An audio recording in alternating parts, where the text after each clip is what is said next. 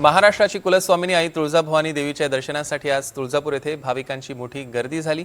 चैत्र पौर्णिमा यात्रेचा उत्सव आणि रविवारची सुट्टी यासोबतच सलग आलेल्या 3 दिवसांच्या सुट्ट्यांमुळे राज्याच्या विविध भागातून हजारो भाविक तुळजापुरात दाखल झाले।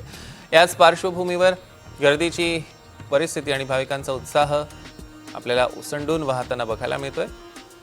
सगळं जाणून घेतले आमचे प्रतिनिधी ओंकार कुलकर्णी यांनी। बघूया। आई तुळजाभवानी देवीच्या मंदिरामध्ये आज भाविकांनी मोठ्या प्रमाणात गर्दी केलेली आहे। चैत्र पौर्णिमा उत्सव सुरू आहे आणि याच काळात जर बघितलं तर या ठिकाणी आई तुळजाभवानी देवीच्या मंदिरामध्ये आज भाविकांनी मोठ्या प्रमाणात गर्दी केलेली आहे। चैत्र पौर्णिमा उत्सव सुरू आहे आणि याच काळात जर बघितलं तर या ठिकाणी तुळजापुरात भाविकांचा मेळा जमलेला पाहायला मिळतोय।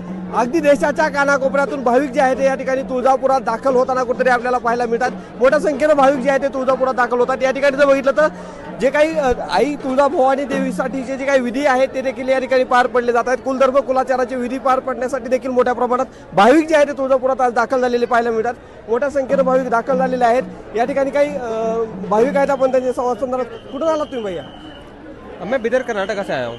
दर्शन हो गया? हाँ, दर्शन हो गया सब। कितना टाइम लगा?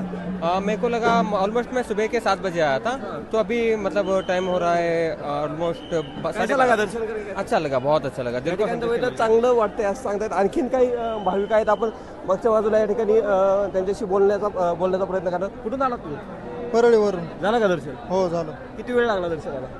अर्धा तास, अर्धा 1-2 तास लागले. कसं वाटलं दर्शन? एकदम मस्त. एकदम मस्त वाटलं, चांगलं वाटलं। अशा भावना ज्या आहेत ते कुठेतरी भाविक जे आहेत ते व्यक्त करताना पाहायला मिळतात। मोठ्या संख्येनं भाविक जे आहेत ते कुठेतरी दाखल झालेले। एकंदरीत बघितलं तर सलग ज्या काही मागील 2-3 दिवसापासून आलेल्या सुट्ट्या आहेत आणि त्यातच आजचा रविवार आहे, यामुळे तुळजापुरात जे भाविक आहेत ते मोठ्या संख्येनं कुठेतरी गर्दी करताना पाहायला मिळतात। ओंकार कुलकर्णी, NDTV मराठी, तुळजापूर।